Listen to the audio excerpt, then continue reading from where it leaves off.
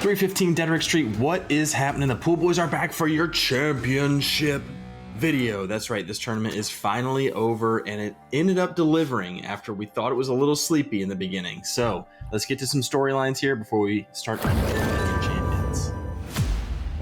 And it's over! A return to national prominence. Back outside, Proctor tosses it up. It's no good! He walked, he can't touch it. He can't.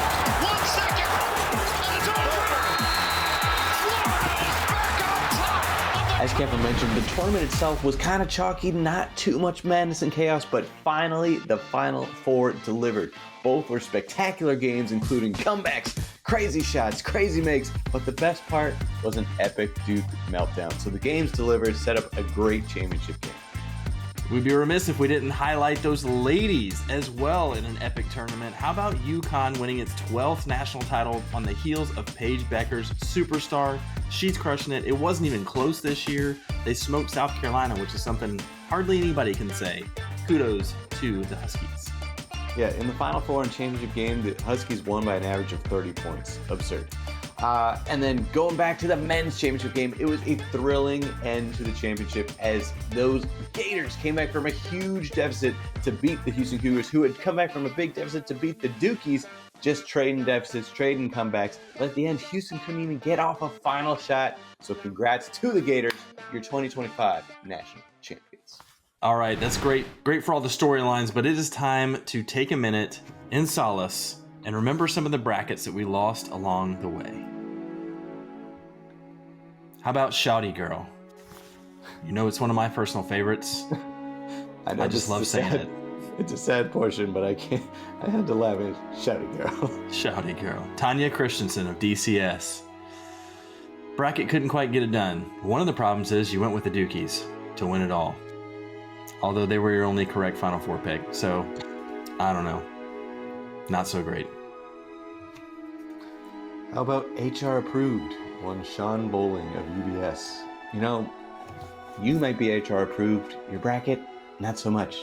UC San Diego in the championship almost upset Michigan in the first round, but didn't get too far. Gone, but not forgotten. And finally, a real personal favorite, Shaduna. Shaduna Jamison, Qualifax. Shaduna, things started out looking really great, at least in a couple regions. Alabama's a champion hurt you. You hung on for a long time. Gone too soon. Not forgotten.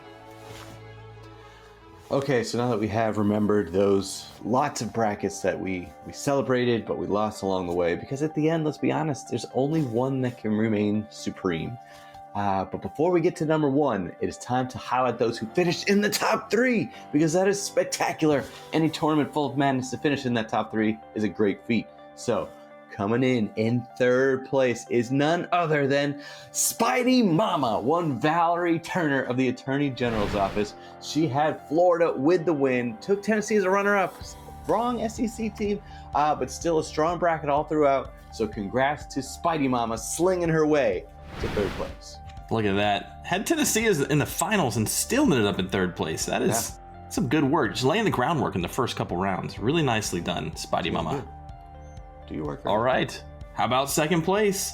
We've heard this name a lot throughout this bracket challenge and unfortunately couldn't get over the top, but a strong finish to second place goes out to M. Nicholson. Woo-hoo. Let's go. This is Morgan Nicholson of UBS. What is happening? Had Florida as a champion, nailed the Final Four, but did pick Duke over Houston, and that epic late game meltdown did cost you. I'm sorry we're laughing at your expense, but it is amazing.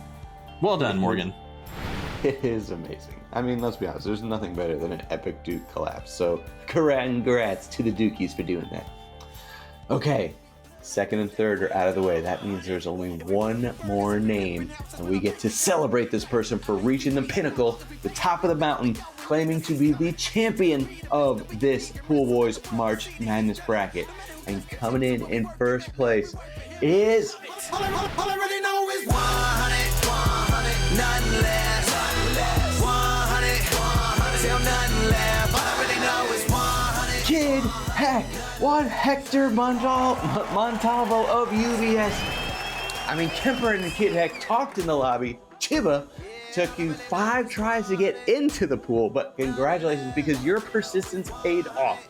You nailed the Final Four and the championship game. Congratulations, well done. You are now the king of 315 Deaderick Street. You rocked that championship proud. You showed off to everybody. Congratulations. Nothing short of amazing. You did it.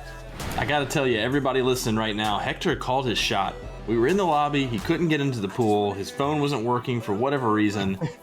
Run Your Pool didn't want him in there, wouldn't reset his login, nothing. Knew it. And all of a sudden, he's like, I'm telling you, the Gators, they gonna win. And I was like, Gators. all right, Hector, we'll get in this pool. And he's like, I'm gonna get in, and I'm gonna win. I'm like, okay. Boom, called his shot. I love it. Way to go, Chiba. Let's take one final look at your final leaderboard here. So here's how it shook out. Number 1, obviously, Kid Heck, 169 points with the Gators. Very strong bracket overall. M. Nicholson in second with 157 points in the Gators. 9 of the top 10 took the Gators. Okay, so I'm just going to say the Gators for all the first 9 people. And then there's a Dookie at 10th. Third place, Spidey Mama, 151 points. Phil P. ended up in 4th place with 146. S. Jesselson at 135 points in 5th place. Very well done.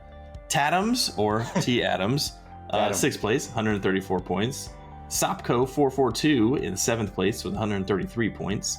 Michael Joe made an appearance. Finally, hadn't heard that name in a while. Michael Joe, Himmelgarn himself, comes in 8th place, 126 points.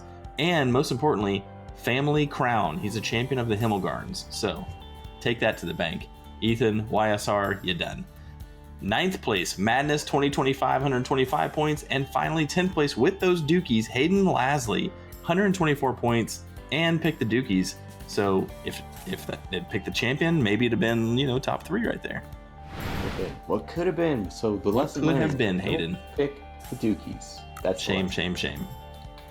All right, well, we couldn't have done this pool without one special person. So the pool boys here had to give one special thanks to Donna Wheeler, because without her, this could not have happened. Donna, we love working with you these past couple seasons. We hope you've all had a blast here at 315 Deaderick Street. We know we have. So Donna, once again, thank you so much for all your hard work and letting us come into the building. It was spectacular, and we can't thank you enough. So thank you one more time. All right, so Deaderick Street.